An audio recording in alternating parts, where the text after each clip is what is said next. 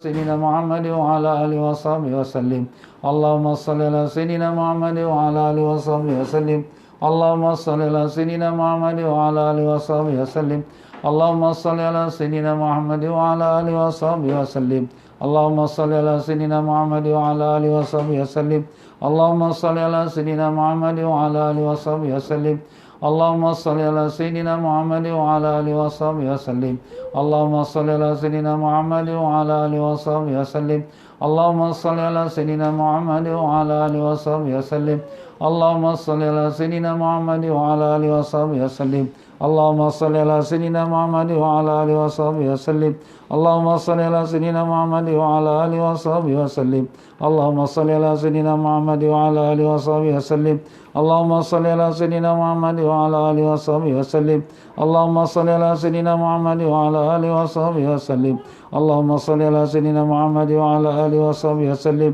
اللهم صل على سيدنا محمد وعلى آله وصحبه وسلم. اللهم صل على سيدنا محمد وعلى آله وصحبه وسلم. اللهم صل على سيدنا محمد وعلى آله وصحبه وسلم. اللهم صل على سيدنا محمد وعلى آله وصحبه وسلم. اللهم صل على سيدنا محمد وعلى آله وصحبه وسلم. اللهم صل على سيدنا محمد وعلى آله وصحبه وسلم. اللهم صل على سيدنا محمد وعلى آله وصحبه وسلم. اللهم صل على سيدنا محمد وعلى آله وصحبه وسلم. اللهم صل على سيدنا محمد وعلى آله وصحبه وسلم. اللهم صل على سيدنا محمد وعلى آله وصحبه وسلم. اللهم صل على سيدنا محمد وعلى آله وصحبه وسلم. اللهم صل على سيدنا محمد وعلى آله وصحبه وسلم. اللهم صل على سيدنا محمد وعلى آله وصحبه وسلم. اللهم صل على سيدنا محمد وعلى آله وصحبه وسلم. اللهم صل على سيدنا محمد وعلى آله وصحبه وسلم.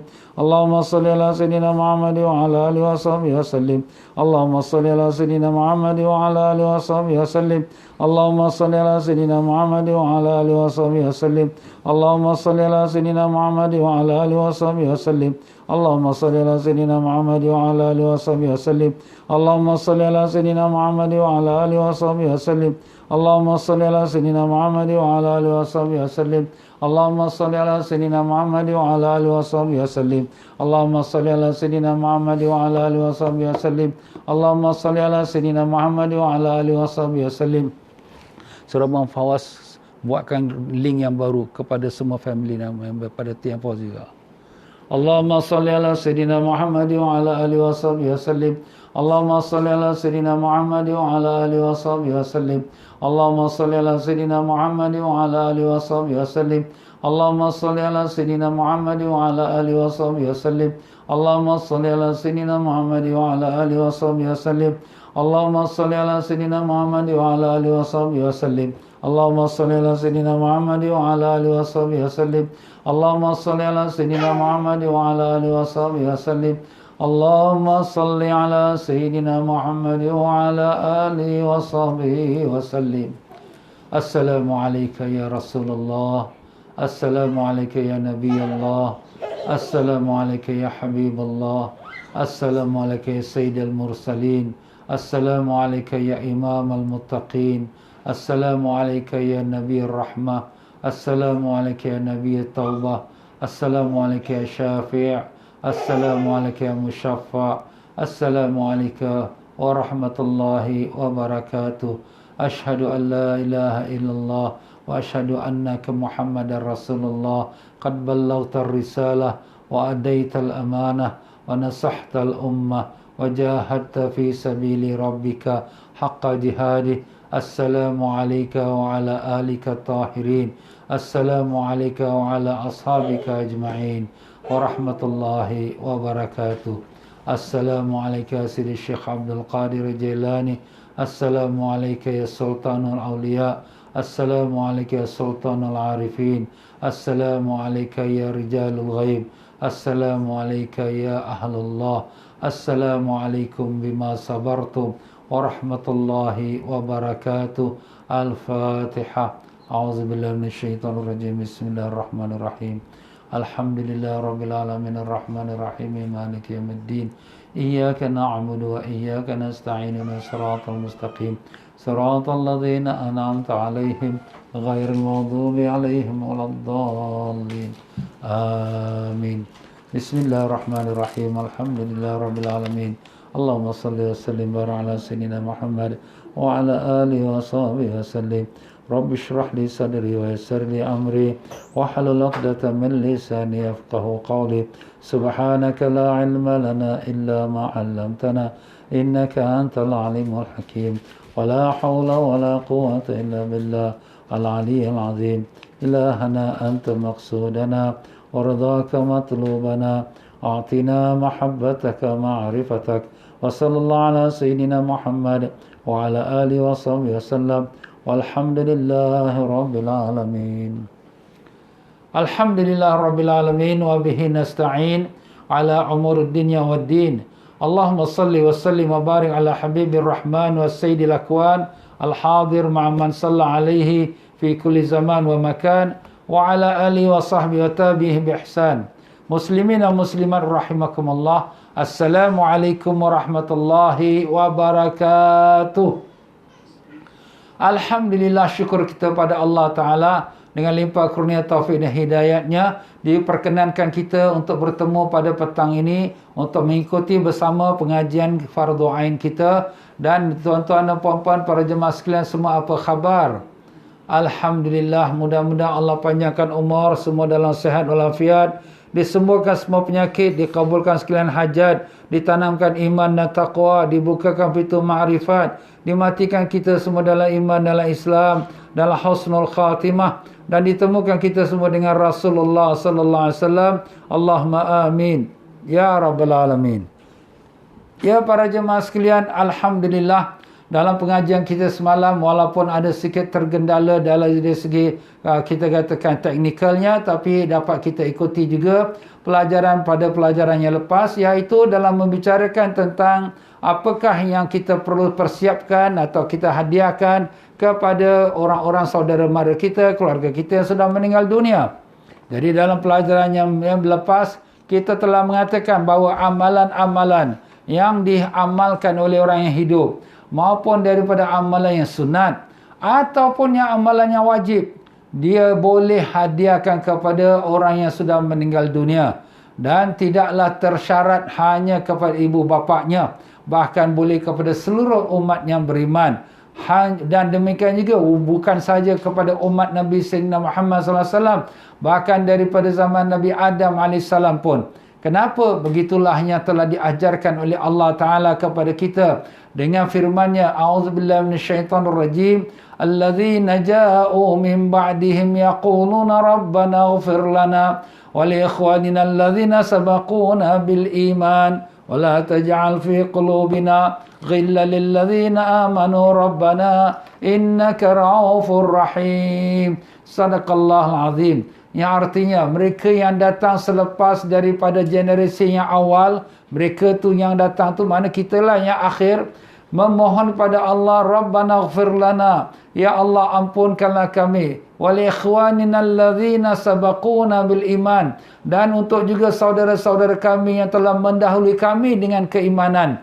Jadi makna di sini, walaupun bukan ibu ayah kita, bukan adik-beradik kita, tapi semua orang-orang yang beriman dari zaman Nabi Adam AS sampailah kepada hari ini, kita minta Allah ampunkan kita dan juga ampunkan mereka. Daripada ayat ini juga para alim-alim ulama setuju bahawa mereka yang memohon kepada Allah SWT untuk kepada mereka yang telah meninggal dunia, maka hukumnya sampai kepada mereka, maupun doa untuk keselamatan ataupun hadiah-hadiah daripada amal-amal soleh. Dan kita juga telah menyebutkan pada pelajaran kita semalam beberapa banyak riwayat yang menceritakan kepada kita bagaimana amalan-amalan soleh itu apabila dihadiahkan kepada si mati, maka amalan itu akan didatangkan oleh malaikat dalam bentuknya seperti dulang yang penuh dengan cahaya, dan kemudian diberikan kepada si dalam mayat dalam kubur, dan dia katakan, inilah dari saudara engkau sekian-sekian-sekian yang hadiahkan pada engkau. Maka dia pun berkata, semoga Allah membalasi mereka daripada pihak kami sebaik-baik balasan. Dan begitulah juga bagaimana yang telah disebutkan dalam beberapa riwayat mengenai kisah seorang wali Allah perempuan yang bernama Rabi'atul Adawiyah. Beliau juga ada didoakan oleh orang-orang, sebahagian orang solehin. Sebagian orang salihin mendoakan untuk Rabi'atul Adawiyah padahal dia itu seorang wali Allah. Maka di dalam mimpinya orang salihin itu telah ditunjukkan kepada mereka bahawa apa yang mereka hadiahkan kepada Sayyidatina Rabi'atul Adawiyah dibawa datang oleh malaikat ke dalam kuburnya dan diberitahu inilah dia, iaitu hadiah orang kepada engkau, iaitu dia merupakan seperti dulang-dulang yang dipenuhi dengan nur-nur cahaya yang meliputi daripada langit sampai ke bumi. Begitulah dia dalam bentuknya nur cahaya. Dan demikian juga dalam di atas dulang itu ada beberapa kita katakan tuala-tuala daripada sutera-sutera. Begitulah dia para jemaah sekalian ya, kalau sekiranya kita menziarah kubur, kita disunatkanlah bacalah Fatihah, bacakanlah qul a'udzu birabbil falaq, qul a'udzu birabbin nas, qul huwallahu ahad, hadiahkan kepada ahli kubur. Maka pernah seorang salihin dia pergi berziarah kepada ahli kubur, maka dia pun membacakanlah qul huwallahu ahad dan qul a'udzu birabbil falaq, qul a'udzu birabbin nas dan surah Fatihah diulangkan 3 kali semuanya itu, dan kemudian dia hadiahkan kepada ahli kubur yang ada di tempat yang dia berada di situ. Maka dia pun berkatalah dalam diri dia, apakah sampai pahala-pahala aku ini kepada segala ahli kubur tu? Mana ahli kubur tu ramai, apakah boleh sampai? Maka pada malam itu orang solehin ini dia bermimpi, iaitu bermimpi nampak cahaya yang besar sekali turun daripada langit sepenuh bumi ini. Cahaya itu memenuhi bumi timur sampai ke barat, dan kemudian dibagi-bagikan kepada ahli-ahli kubur itu, dan terdengar suara mengatakan, inilah dia pahala bacaan kau kepada ahli kubur yang kau telah hadiahkan pada mereka. Subhanallah, Allah Ta'ala tunjukkan kepada orang solehin yang melakukan amalan hadiah kepada orang-orang ahli kubur. Begitulah juga Imam Hasan Basri rahimahullah ta'ala menceritakan ada seorang perempuan di mana dia diazab dalam kuburnya, dan semua orang-orang kampung tu dapat mimpi yang sama, perempuan ini diazab. Tapi tak lama kemudian dilihat pula dalam mimpi perempuan ini dalam nikmat, dalam kesenangan. Maka ditanyalah orang kepada perempuan ini dalam mimpi tersebut, apa sebabnya? Dulu kau dalam azab, sekarang kau dalam senang. Jawab perempuan itu, telah lalulah seorang lelaki yang soleh di sisi perkuburan kami, dan dia telah membacakan Fatihah dan selawat Nabi SAW, dan dia hadiahkan kepada kami ahli kubur. Dan kami ahli kubur di situ ada 560 kubur. 560 kubur. Dan kemudian didengari suara yang mengatakan, angkatkanlah azab-azab daripada kuburan-kuburan ini kerana keberkahannya selawat atas Nabi Sayyidina Muhammad sallallahu alaihi wasallam yang dihadiahkan oleh orang-orang yang saleh itu kepada ahli kubur itu. Subhanallah tuan-tuan ya. Jadi kita membaca selawat pada Nabi sallallahu alaihi wasallam pun bagus. Itu mendapatkan kita kata rahmat kepada ahli kubur yang telah pun berada dalam kuburnya. Dan mereka ni semua merasakan memerlukan bantuan daripada kita orang yang hidup. Begitulah dia tuan-tuan dan puan-puan beberapa petikan yang saya ambil daripada kitab Fathul Alam ya, suatu kitab bahasa Arab yang membicarakan tentang hukum fikih mazhab Imam Syafi'i rahimahullah taala. Ya, kemudian telah saya sebutkan juga dan saya mengulangi sekali lagi, iaitu amalan yang bermanfaat untuk si mayat tu. Apakah yang amalannya manfaat? Jadi sebagaimana Rasulullah sallallahu alaihi wasallam telah bersabda, mayat yang berada dalam kuburnya bagaikan orang yang tenggelam, yang meminta bantuan. Dia menunggu doa dari ayahnya atau saudaranya atau temannya untuk menolong dirinya. Dan jika mayat tersebut mendapat bantuan, nasihat bantuan tersebut lebih mereka senangi, lebih mereka suka daripada dunia dan seluruh isinya. Dan hadiah serta bantuan dari orang yang masih hidup kepada orang yang telah meninggal adalah merupakan doa, istighfar dan seterusnya. Itulah dia tuan-tuan dan puan-puannya, orang dah mati ni dia tak perlu nak bermegah dengan pangkat, nama, kedudukan, dah tak ada guna lagi. Semuanya tak ada faedah. Yang mereka perlukan apa? Iaitu pahala. Yang mereka perlukan apa? Doa. Yang mereka perlukan apa? Hadiah-hadiah dari amalan-amalan orang yang hidup. Itulah yang mereka perlukan. Ibarat orang yang sudah jatuh dalam tengah-tengah laut, yang di mana apa saja yang dapat dia capai. Dapat kayu ke, dapat sampan ke, dapat bola ke, yang penting dia nak selamat selamatkan seperti orang yang sedang dalam kelemasan. Itulah ibaratnya orang dalam kubur. Ya Allah, ya Allah, ya Tuhan kami, selamatkanlah kami ketika kami menjadi ahli kubur, ya Allah, dengan berkat syafaat Nabi Rasulullah sallallahu alaihi wasallam. Allahumma amin ya rabbal alamin.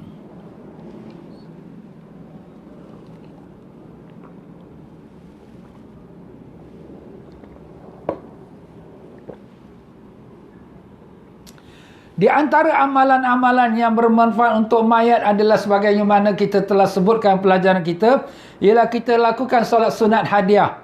Sunat hadiah ini dilakukan pada hari kematian, setelah dikebumikan. Bagus juga kalau dilakukannya lepas maghrib atau bila-bila masa pun boleh, selagi bukan waktu haram. Waktu haram lepas subuh sampai terbit matahari, lepas asar sampai tenggelam matahari. Itu dua waktu tak boleh kita lakukan sembahyang sunat hadiah. Dan waktu matahari di atas kepala, ya, itu pun tak boleh kita lakukan solat sunat hadiah. Kerana solat sunat hadiah, solat sunat tak ada waktu. Jadi dia boleh buat bila-bila masa. Solat sunat hadiah ni pun boleh kita buatkan, iaitu untuk mayat yang dah ke bumi dah lama. Dan boleh kita buat tiap-tiap hari untuk ibu ayah kita, keluarga kita, saudara mara kita, siapa yang dah meninggal. Itulah kalau orang yang rajin, yang sayang pada keluarga yang meninggal, yang sayang pada suami atau isteri yang dah meninggal, yang sayang kepada ibu ayah yang meninggal, buatkanlah sembahyang sunat hadiah tiap-tiap hari kalau dapat buat 2 rakaat. Jadi rakaat pertama kita baca Fatihah, lepas tu Ayatul Kursi dan Alhaakumut Takatsur, semua sekali. Dan Qul Huwallahu Ahad 11 kali. Baca Qul Huwallahu Ahad 11 kali. Rakaat pertama, rakaat kedua sama juga. Fatihah, kemudian Ayatul Kursi sekali, dan kemudian Alhaakumut Takatsur sekali, dan kemudian baca Qul Huwallahu Ahad 11 kali. Dan selepas dah habis sembahyang 2 rakaat, ya Allah, Engkau tahu apa yang hajat aku dari sembahyang ini. Aku mohon padamu, ya Allah, sampaikanlah pahala solat hadiah ini kepada almarhum siapa. Kalau kita nak buat hadiah tu pada seluruh umat yang beriman pun boleh. Ya Allah, jadikanlah pahala solat sunat hadiah aku ini kepada sekalian kaum muslim-muslimat yang telah kembali padamu, ya Allah. Pun bagus juga. Itu kita ingatkan kepada saudara-saudara seagama kita. Begitulah diriwayatkan bagi orang yang melakukan solat sunat hadiah ini. Barang siapa yang melakukannya, maka Allah Ta'ala mengutus 1000 malaikat. 1000 malaikat untuk mendatangi si mayat. 1000 malaikat datang pada si mayat. Tiap-tiap malaikat membawa cahaya. Dan jadi kalau 1000 malaikat, 1000 cahaya. Dan tiap-tiap malaikat membawa hadiah untuk kepada si mayat itu, mendampingi si mayat itu. 1000 malaikat ni mendampingi mayat itu sampai hari kiamat. Masya Allah. Berapa untungnya tuan-tuan, ya, kalaulah ayah atau ibu atau suami atau isteri kita atau mak bapak kita yang kita lakukan salat sunnah hadiah. Beruntung bertua dapat anak yang soleh, beruntung bertua dapat cucu keturunan yang baik-baik. Alhamdulillah. Ini kita amalkan tuan-tuan, ya. Untuk orang yang melakukan solat sunnah hadiah ni pun, dia dapat pahala. Bagi yang melakukannya pula, akan mendapatkan pahala yang besar. Di antaranya, tidak akan datang bagi kematian kecuali dia telah melihat kedudukannya di dalam syurga. Masya Allah. Jadi waktu dia nak meninggal, orang yang buat solat sunnah hadiah ni pada orang yang dah meninggal, maka dia pula ni bila nak meninggal, Allah Ta'ala tidak akan cabut nyawa dia sebelum dibukakan pintu syurga. Inilah tempat kau akan kembali. Dia pun tengok syurga, dia pun senyum. Senyum, dia pun roh pun dah berangkat keluar dalam keadaan senyum. Orang kata, mayat ini senyum, cantik, wajah dia berseri. Itulah dia tuan-tuan. Kenapa? Kerana dia melihat syurga yang telah disiapkan Allah untuk dia. Masya Allah. Dan dianjurkan bagi keluarga si mati itu untuk kita baca zikir. Kita hadiah ni macam-macam hadiah. Antara salat sunat hadiah. Dan demikian juga kita zikir. Apa zikir Ustaz kita nak baca? Antaranya subhanallah wa bihamdih. Baca 1000 kali. Subhanallah wa bihamdih 1000 kali. Allah Ustaz banyaknya. Yalah, kalau kita adik-beradik ada 5 orang, satu orang baca 200, dah jadi 1000. Bukan susah. Subhanallah bihamdih, subhanallah bihamdih, subhanallah bihamdih. Tak sampai 5 minit dah habis 100. Tak sampai 10 minit dah habis 200. Alhamdulillah. Jadi macam itulah tuan-tuan. Kemudian dihadiahkan pahalanya. Diniatkan. pahalanya. Ya Allah, sampaikanlah pahala bacaan kami tasbih ini kepada almarhum siapa-siapa yang kita nak niatkanlah untuk mereka itu. Dan setelah selesai daripada bacaan dia, dan barang siapa yang melakukannya, maka si mayat akan dibebaskan dari azab neraka. Masya Allah. Kalau mayat itu ibu kita, ayah kita, alangkah bertuah, anak dia hadiahkan subhanallah bihamdi 1000 kali. Bukan susah, bukan berat pun. Kita duduk depan TV berbual 1 jam tak habis lagi. Ini kita baca tak sampai setengah jam boleh selesai semua, insya-Allah. Itulah dia tuan-tuan, nak 1000 daya, tak nak 1000 daya, apa nak buat? Nasib-nasiblah siapa yang dapat anak cucu yang baik-baik. Itu pun berkat daripada didikan mak bapak. Kalau mak bapak dia rajin didik anak-anak dia jadi anak saleh salihah, bila dia mati anak-anak ingat mak bapak dia. Kalau mak bapak sibuk saja cari dunia, anak-anak tak diterbiah, tak dipimpin, tak diajarkan, maka bila mati kesianlah. Anak-anak pun tak tahu nak buat apa, dia pun sibuk-sibuk dengan dunia dia lagi. Itulah dia tuan-tuan ruginya tuan-tuan dia. Jadi kita asahkan anak kita tu dengan pelajaran agama seperti yang sedang kita baca ni. Tunjukkan mereka ni video ini, beritahu kepada mereka, kau dengar ni ustaz ni cakap besok mak mati kau buat tahu macam ni. Kita ingatkan mereka. Begitu pula Rasulullah sallallahu alaihi wasallam telah bersabda, barang siapa yang membaca ketika pagi hari subhanallah bihamdi 1000 kali, maka dia telah membeli dirinya daripada Allah, dan pada hari akhirat nanti dia akan menjadi hamba yang dibebaskan oleh Allah dari azab neraka. Itulah dia kelebihannya kita baca subhanallah bihamdi. Kalau kita baca untuk diri kita pun 1000 kali, kita sudah membeli diri kita. Makna beli diri kita, sudah kita kata kita dah tebus diri kita daripada api neraka. Makna tak dah kena azab neraka. Itu kelebihan tuan-tuan ya. Dan dianjurkan bagi keluarga si mati itu untuk membaca zikir la ilaha illallah 70,000 kali. La ilaha illallah 70,000 kali.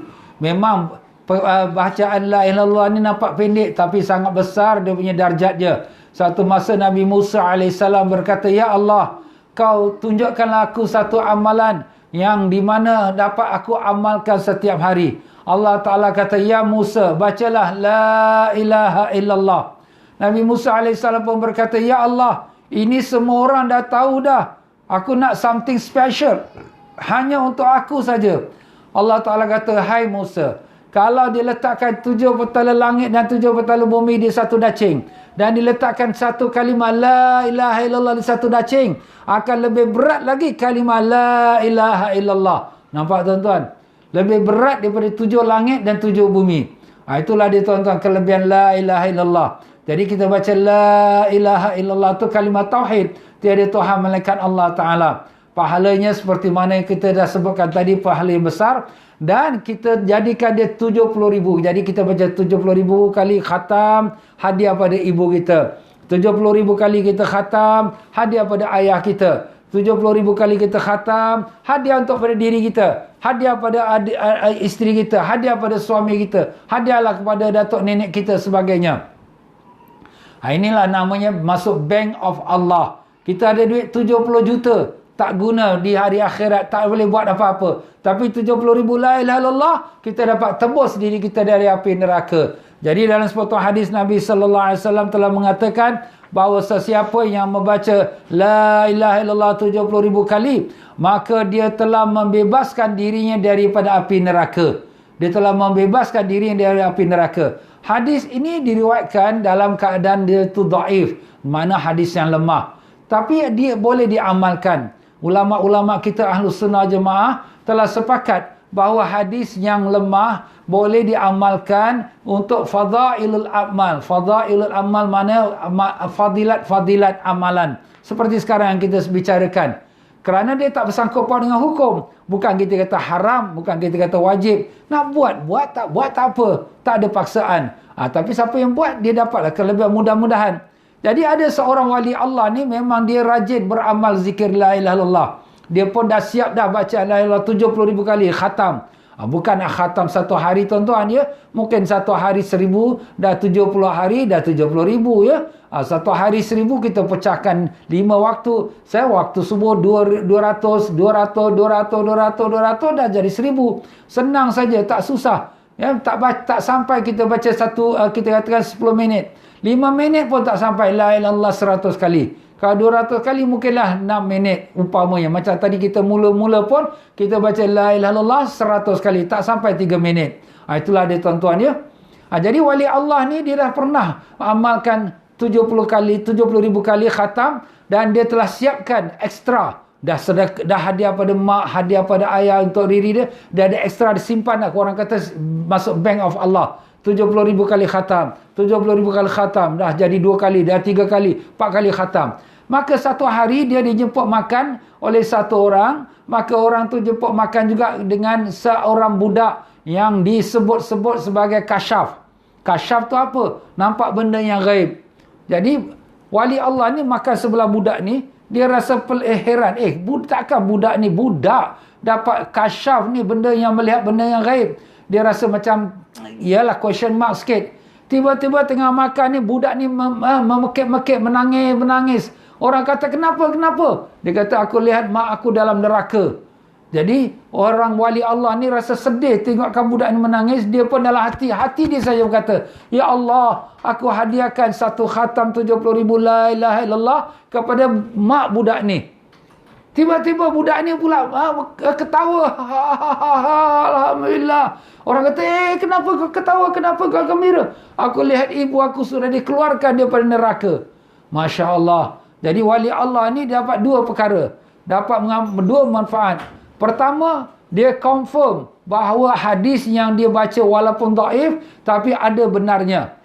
Dan yang kedua, confirm lagi bahawa budak ni yang dikatakan kasyaf, memang betul dia kasyaf. Sebab yang tahu dia menghadiahkan 70 ribu la ilaha illallah kepada mak budak ni, yang tahu hanya siapa? Hanya Allah. Tak ada siapa yang tahu. Dia tak cakap dengan orang pun. Tapi tiba-tiba budak ni pun senyum gembira, menunjukkan betul lah apa hadis Nabi itu, dan betul lah budak ni seorang yang kasyaf. Ya tuan-tuan dan puan-puan rahimakumullah. Amalkanlah la ilaha illallah. Bukan susah tuan-tuan ya. Kita boleh baca dalam masa kita berjalan, masa kita sedang memandu, kita pakai tasbih kat jari kita, la ilaha illallah satu kali tekan, la ilaha illallah satu kali kita tekan. Jadi kita tengok, dah 1000 kali. Alhamdulillah. Jadi kita note down lah. Ya, hari ni dah habis 1000. Hari ni dah habis 2000. Dah total 70,000. Okey, kita masukkan bank of Allah. Satu khatam ni aku hadiahkan pada mak. Jadi kita buat lagi. Satu kali khatam lagi hadiah pada bapa. Umpamanya Masya Allah. Beruntung, bertuah lah. Ibu bapa yang meninggalkan anak-anak yang soleh, yang salihah itu ya. Kita mintalah anak-anak yang dengarkan apa yang ustaz cakap ni. Buatlah untuk mak ayah kita yang sudah meninggal. Yang masih hidup pun boleh juga ya. Yang dah meninggal, lebih-lebih lagi mereka mengharapkan daripada anak-anak yang hidup. Jadi jangan lupalah kita lakukan ya, anak-anak yang masih hidup ni, untuk ibu yang sudah meninggal ya, jangan lupa tau. Dan dianjurkan bagi keluarga yang sudah meninggal tu untuk bersedekah, kemudian menghadiahkan pahala untuk si mayat. Kita sedekah, kita buat amal jariah, buat masjid, buat madrasah, buat rumah anak yatim. Ya Allah, kau jadikanlah pahala ni, sampaikanlah, dan aku hadiahkan kepada ibuku, kepada ayahku, pada datuk aku, pada nenekku. Boleh. Ustaz, boleh kita jamak ke? Boleh. Ya, macam kita dah sebutkan tadi, orang soleh yang melalui kubur, dia hadiahkan surah Fatihah, Qul a'udzu birabbil falaq, Qul a'udzu birabbin nas, Qul huwallahu ahad ya, dan kemudian dia dilihatkan oleh Allah nur cahaya yang begitu banyak sekali memenuhi langit sampai ke bumi, dibagi-bagi kepada ahli kubur yang ada dalam perkuburan yang dia hadiahkan itu. Jadi itu kita boleh amalkan. Dan demikian juga dianjurkan bagi keluarga si mati itu untuk membacakan surah Yasin. Kita baca surah Yasin. Dan lebih dianjurkan lagi jika mayat tersebut adalah kedua orang ibu ayahnya. Jadi kalau ibu ayah, kita pergi kubur mereka, kita bacakan Yasin. Jangan kita lupa ya. Lebih-lebih lagi ibu ayah kita. Begitulah dia di dalam hadis-hadis dan juga dalam riwayat-riwayat yang saya nak sebutkan di sini.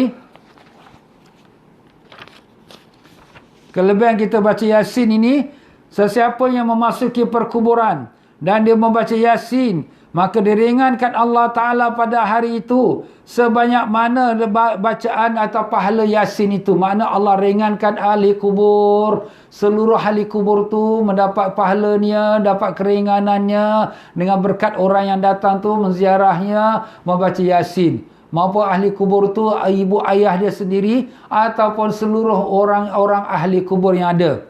Begitulah dia tuan-tuan kelebihan kita baca Yasin. Begitulah kita bacakan Ayatul Kursi. Sesiapa yang bacakan Ayatul Kursi dan menghadiahkan pahala pada ahli kubur, maka Allah Ta'ala akan jadikan setiap kubur itu, dia datangkan cahaya. Cahaya dia pernah timur sampai ke barat. Dan sebanyak 40 cahaya. Dan Allah luaskan kubur-kubur mereka. Masya Allah. Ini kelebihan kita baca Ayatul Kursi. Kalau kita hadiahkan kepada ahli kubur. Jadi kita bila masuk ke kuburan tu, jangan kita diam saja. Assalamualaikum ya ahlal kubur warahmatullahi wabarakatuh. Kemudian kita pun baca Fatihah, baca Ayatul Kursi, Qul huwallahu ahad, Qul a'udzu falaq, Qul a'udzu binnas, hadiah. Ya Allah, sampaikanlah pahala ini semua kepada sekalian ahli kubur yang ada di sini. Allah, beruntung bertualah kalau ahli kubur tu dilalui oleh orang soleh seperti ini. Kita buat untuk orang, InsyaAllah satu hari kita pula jadi ahli kubur, orang pun buat untuk kita juga. Tapi kalau kita lupa pada orang, orang pun lupakan untuk kita. Begitulah anak-anak, kalau kita mendoakan untuk ibu ayah, hadiah pada mereka, anak-anak kita pula menghadiahkan untuk kita. Tapi kalau kita pun lupa pada ibu ayah kita, anak-anak kita pun lupakan kita. Itulah balasan Allah Ta'ala, ya. Jadi jangan lupa kita membaca Yasin. Lebih-lebih lagi kalau sekiranya kita menziarah kubur mak ayah. Ziarah kubur mak ayah ni bagusnya kalau kita boleh ziarah pada hari Jumaat. Dalam riwayat mengatakan siapa yang ziarah kubur mak bapaknya ataupun salah satu pada mak bapaknya pada hari Jumaat sekali, maka Allah ampunkan bagi dia dan dia terkira daripada golongan anak-anak yang berbakti, yang berbuat baik kepada ibu bapaknya. Ya. Dan demikian juga siapa yang ziarah kubur mak bapaknya pada setiap hari Jumaat atau salah satu mak atau ayahnya yang dah meninggal dan dibacakan di sisinya surah Yasin dan daripada Al-Quran iaitu Qul huwallahu ahad, Qul a'udzu birabbil falaq, Amanar Rasul, Ayatul Kursi, maka diampunkan Allah baginya sebanyak mana bilangan ayat-ayat dan huruf-huruf daripada bacaan dia itu.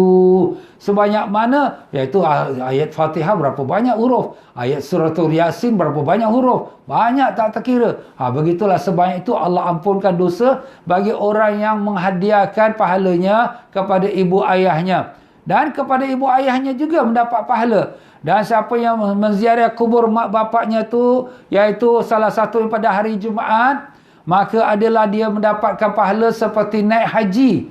Masya Allah. Itulah bagusnya kita pergi pada hari Jumaat, tuan-tuan, ya. Kerana kalau pada hari Jumaat ini seumpama ada riwayat mengatakan sepertilah roh ibu ayah kita tu dikembalikan kepada kuburnya. Jadi kalau orang yang salihin, pada orang-orang yang salihin, roh mereka tu bersiar-siar, boleh jalan mana-mana. Tapi pada hari Jumaat dikembalikan ke kuburnya. Jadi kalau kita ziarah ibu ayah kita ke kubur mereka pada hari Jumaat, maka ibu ayah kita kenal, oh ni anak aku datang, Alhamdulillah. Itulah dia tuan-tuan dan puan-puan, baiknya kita ziarah hari Jumaat. Tapi hari Jumaat sekarang kita di tanah air kita ni semua bekerja, ya. Tak mampu kita datang, tak apalah, hari-hari lain pun boleh juga kita datang. Itu kelebihannya kita menziarahi kubur ibu ayah pada hari Jumaat. Nah, kita bacakan Yasin. Dan dianjurkan juga kepada keluarga si mati untuk membacakan hadiah kepada orang yang dah mati itu 1000 kali bacaan Qul huwallahu ahad. Bacakan Qul huwallahu ahad 1000 kali. Dalam sebuah hadis Nabi sallallahu alaihi wasallam bersabda, barang siapa membaca surah Qul huwallahu ahad 1000 kali, maka dia telah membebaskan dirinya dari siksa neraka. Jadi kalau kita baca untuk diri kita dibebaskan dari neraka. Kalau kita baca, kita hadiah kepada ibu kita dibebaskan dari api neraka. Begitulah juga untuk ayah, untuk sesiapa pun, ya. Al-Imam Manawi rahimahullah ta'ala berkata, bacaan tersebut dianjurkan untuk dibaca kepada mayat. Mayat tu mana yang sedang meninggal lah, ya, maupun ibu ayah atau orang yang lain. Dan dianjurkan bagi seorang yang tatkala ziarah kubur untuk membaca. Jadi kalau kita ziarah kubur, masuk saya perkuburan, kita baca Al-Fatihah sekali, Qul Allahu ahad 11 kali. Alhaakumut takatsur 1 kali. Jadi Fatihah sekali. Kemudian Qul Allahu ahad 11 kali. Dan Alhaakumut takatsur 1 kali. Jadi Qul Allahu ahad saja diulang 11 kali. Kemudian dihadiahkan pahala itu untuk orang-orang yang mati ataupun mayat yang tertentu, kerana diriwayatkan barang siapa yang melakukannya, maka para mayat akan dijadikan sebagai pemberi syafaat untuknya pada hari kiamat. Jadi kita masuk ke kuburan, baca Fatihah, Alhaakumut takatsur sekali-sekali, dan Qul Huwallahu ahad 11 kali, hadiah pada ahli kubur semua. Ahli kubur ni pula nanti yaumul qiyamah akan memberi syafaat kepada kita. Kalau mereka orang solehin, orang baik-baik, mereka akan beri syafaat pada kita pula. Ini kelebihannya kalau kita mengamalkan bacaan-bacaan ini bila kita masuk ke kuburan. Dan demikianlah Rasulullah SAW bersabda, barang siapa yang masuk ke perkuburan dan membaca Fatihah dan Qul Huwallahu ahad 1 kali dan Alhaakumut takatsur 1 kali, kemudian sesungguhnya aku telah menjadikan pahala surah Al-Quran ini, aku baca dari firman-Mu ya Allah, untuk penduduk perkuburan ini dari golongan mukminin dan mukminat, maka mereka semua orang-orang ahli kubur itu akan memberikan syafaat kepadanya di sisi Allah yaumul qiyamah. Itu kelebihan ni tuan-tuan ya. Jadi kalau kita pergi ke kuburan, Fatihah, Qul Huwallahu ahad, kalau dapat baca 11 kali baguslah. Alhaakumut takatsur. Kalau Qul Huwallahu ahad tak dapat baca 11 kali, baca sekali pun tak apa. Fatihah, Qul Huwallahu ahad, Alhaakumut takatsur, hadiahkan kepada orang ahli kubur. Ahli kubur tu pula nanti akan memberi syafaat kepada kita di yaumul qiyamah.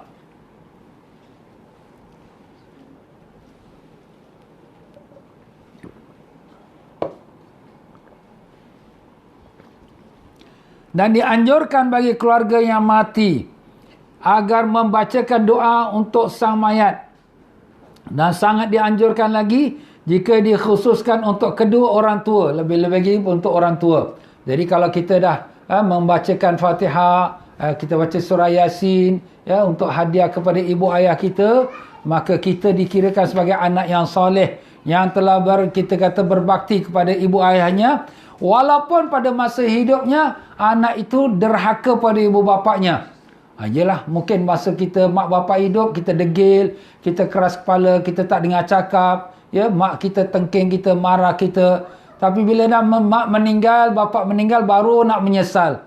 Habis nak buat apa ustaz? Kita bacakan Fatihah, kita baca Qul, kita baca surah Yasin. Kalau boleh pergi ziarah kuburnya, maka kita hadiahkan kepada mereka. Maka orang yang berbuat demikian, mereka dituliskan sebagai anak yang berbakti pada ibu bapanya, dan bukanlah anak yang derhaka pada ibu bapanya, dan dia tidaklah termasuk golongan anak-anak yang mencuaikan kewajipan mereka kepada ibu bapanya. Jadi kita yang mak bapak dah meninggal, buatlah macam tu ya. Ziarah kubur mak, ziarah kubur ayah, bacakan hadiah Fatihah, Yasin, Ayatul Kursi, hadiah kepada mereka kalau boleh lagi pada hari Jumaat ya. Jadi itulah dia tuan-tuan dan puan-puan, beberapa amalan-amalan yang dianjurkan oleh alim-alim ulama kita untuk kita buatkan untuk ibu ayah kita. Subhanallah bihamdi 1000 kali. Qul Huwallahu ahad 1000 kali. La ilaha illallah 70,000 kali. Yang lain Fatihah, Yasin. Itu kita buatlah kalau boleh tiap-tiap hari kita baca Yasin. Hadiah pada ibu ayah kita yang telah meninggal dunia ya. Bab yang ke-9. Masalah-masalah yang berkaitan dengan jenazah. Apakah perkara yang bersangkutan dengan jenazah? Pertama, soalan. Tatkala mayat dibawa ke perkuburan, manakah yang lebih didahulukan, kepala atau kaki? Kita bila bawa jenazah ni, kepala jalan dulu ke kaki? Jawapannya, cara yang disunnahkan adalah mendahulukan kepalanya untuk mengikuti arah jalan, baik ia menghadap kiblat atau tidak. Jadi kita bawa kepala dulu. Jadi kepala belah depan, kaki belah belakang ya kita bawa. Tak kira lah menghadap kiblat, kita menghadap kita jalan kan, membawa mayat. Tu disunatkan demikian, kepala jalan dulu. Jadi kalau kita dah bawa pergi ke masjid, nak bawa masuk dalam masjid, kepala masuk dulu. Bila kita nak keluar pada masjid, kepala keluar dulu. Macam tu juga bila kita semayangkan jenazah di rumah, kita nak bawa keluar jenazah, kepala keluar dulu. Macam itulah dia tuan-tuan sebagai sunnahnya ya. Dan soalannya, bagaimanakah hukum berebut membawa jenazah. Berebut nak bawa jenazah sampai bertolak-tolak. Hukumnya adalah perkara yang makruh. Yelah, kalau kita berebut-berebut tu sampai jenazah pun bergoyang-goyang tak baguslah. Tapi kalau kita dapat passing pelan sikit-sikit. Kenapa? Kerana orang yang angkat tu pun penat juga, berat. Dan juga orang lain pun nak dapat keberkahan lebih-lebih lagi. Orang alim, ya, orang yang warak, orang yang ahli ibadah, ya. Jadi kita pun nak dapat berkahnya. Jadi memang orang nak merebut tu ada sebab-sebabnya lah, ya. Kalau sekadar merebut-rebut saja begitu saja, itu makruh hukumnya. Soalan, bagaimanakah hukum menanam pohon di perkuburan, dan jika telah berbuah maka menjadi milik siapakah buah tersebut? Kita tanam pokok di perkuburan, apa hukumnya? Kalau pokok tu dah berbuah pula, pokok buah, buah mangga ke, buah rambutan ke, siapa boleh makan buah-buahan tu? Mayat nak makan? Mayat tak makan dah, mayat dalam kubur. Jika ditanam di atas kuburan umum atau kuburan milik peribadi dan akarnya dapat sampai pada tubuh mayat, maka hukumnya adalah haram. Macam tu pula. Kenapa? Sebab apabila kita tanam pokok ni memang besar. Kemudian dia bila masuk akar dia dalam sampai mencengkam pada si mayat kat dalam tu, jadi kan dah jadi seksa pada si mayat. Haram hukumnya. Jadi kalau boleh kita jangan tanam pokok besar-besar. Pokok bunga tak apalah, pokok bunga biasalah. Dia punya akar pun tak mendalam. Tapi kalau pokok yang besar-besar, akar dia tu sampai mendalam. Mendalam tu boleh pula dia menghempitkan mayat. Kalaulah pokok tu akar yang demikian, jika tidak menghempitkan pada mayat, maka hukumnya adalah makruh. Sangat-sangat makruh. Jadi tak payahlah kita tanam pokok besar-besar di tepi perkuburan tu, ya. Cukuplah pokok bunga saja yang rindang untuk sebagai menghiaskan dan juga untuk menjadikan pahala tasbih pokok tu mendapat manfaat oleh si ahli kubur tersebut. Jika ditanam untuk kepentingan kuburan, maka buahnya menjadi milik kuburan. Hasilnya digunakan untuk kepentingan kuburan. Jadi kalau kita tanam, misal katalah tanah tu tanah kita, di keliling perkuburan tu kita ada tanam pokok buah-buahan. Jadi nak balik pada siapa? Kepada orang yang penjaga kuburnya. Tuan punya tanah tu lah, atau penjaga perkuburannya. Dan apabila tidak jelas tujuannya, maka dapat dimiliki oleh sesiapa. Kalau tak ada siapa yang punya, tanah ni orang ramai punya. Ya, macam perkuburan kita sekarang, tanah perkuburan orang ramai punya. Jadi kita ada tanam pokok buah-buahan. Siapa punya? Siapa-siapa pun boleh ambil. Tak ada siapa yang punya hak, ya.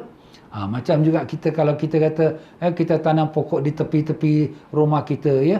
Di rumah-rumah private-nya ada tempat-tempat yang kita katakan tepi-tepi jalan tu ada rumput, ditanam pokok-pokok buah-buahan. Siapa punya? Siapa pun boleh. Kalau ikut hukum, siapa boleh. Sebab itu tanah tu bukan hak seseorang. Itu tanah orang ramai, ya, public. Tetapi kalau sekiranya orang yang tanam tu, itu biarlah dia punya. Sebab dia yang usahakan, ya. Soalan, adakah hadis yang menjelaskan tentang sunatnya mentalkinkan jenazah setelah dikuburkan? Ini masalah talqin. Ini kita dah bincanglah dalam hadis-hadis yang di mana diriwayatkan oleh sahabat yang tentang membacakan talqin untuk si mati, ya. Jawapannya ada. Ada hadis tersebut diriwayatkan oleh Imam Tabarani yang disebutkan dalam kitab I'anatul Talibin. Soalan, bagaimanakah hukum bagi seorang yang membangun kuburan seperti meninggikan dengan batu bata? Jadi dia meninggikan kuburan tu dengan batu bata.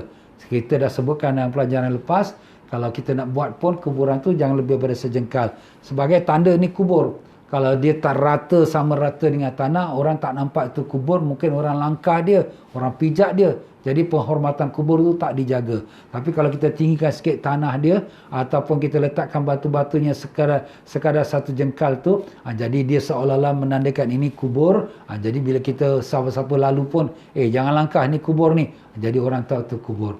Tapi ini kalau dia meninggikan lagi batu-bata tu, jika tanah perinciannya, jika tanah kuburan tersebut milik peribadi dan tanpa uzur, maka hukumnya adalah makruh. Peribadi mana? Hak kita.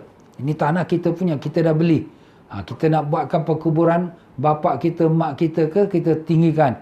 Itu makruh hukumnya. Kalau sekiranya tak ada uzur. Lain halnya jika terdapat uzur, seperti takut digali oleh orang atau binatang atau untuk menaungi orang yang berziarah, maka hukumnya adalah tidak makruh. Jadi kalau kita pergi ke makam-makam para wali-wali, nabi-nabi, ulama-ulama, kita akan dapati biasanya makam mereka itu bernaung di bawah bumbung, dibuatkan bumbung. Itu bumbung itu bukanlah dimaksudkan dengan kita kata perkuburan di atas kubur. Sebab dia bukan dibuat atas kubur, dia buat di tepi kubur. Jadi itu tidak menyalahi. Yang maksudnya diharamkan atau yang disalahkan ini ialah di atas kubur tu sendiri. Kita buatkan dia punya atas mayat itulah. Mayat kat bawah, kat atas kita buatkan batu. Tapi kalau kita buatkan kemah ataupun kita buatkan tempat teduhan untuk orang datang ziarah untuk nak beri salam, itu tidak ada salah sama sekali. Itu ada keperluannya. Jika tanah kuburan tersebut milik orang ramai, maka hukumnya adalah haram kerana dapat menyempitkan tanah perkuburan bagi jenazah para muslimin yang lain, dan wajib dibongkar jika tidak akan menimbulkan fitnah. Jadi kalau kita di tempat orang awam, macam sekarang kita orang awam, makna tanah tu bukan hak kita, bukan milik sesiapa, cuma kita mengkuburkan mayat keluarga kita. Jadi kita tak bolehlah makan tempat, sekadar tempat kita saja kita boleh. Tapi kita nak buat besar-besar untuk makan tempat orang lain pula, itu menyempitkan pula hak orang lain. Itu tak boleh sama sekali, itu dihukumkan haram, sebab kita mengambil hak orang lain. Itulah kalau masalah kita mengkebumikan ataupun membangunkan di atas perkuburan. Soalan, apakah biaya selamatan membaca tahlil untuk mayat pada hari wafatnya termasuk biaya perawatan yang boleh diambil dari harta warisannya? Jika tidak, bagaimanakah hukumnya jika biaya tersebut diambil dari harta warisannya? Jadi kalau sekiranya orang yang meninggal, biasanya kita ada buatkan tahlil. Kita panggillah orang ramai, adik-beradik ke, saudara jiran-jiran, mungkin kita buat tahlil tu. Jadi tahlil tu kita ada buatkan jamuan. Jadi bila kita buat jamuan tu, duit ini dari mana? Kalau duit itu datang daripada keluarga yang hidup, tak apalah. Ustaz, tapi kalau misalnya orang buat salam-salaman.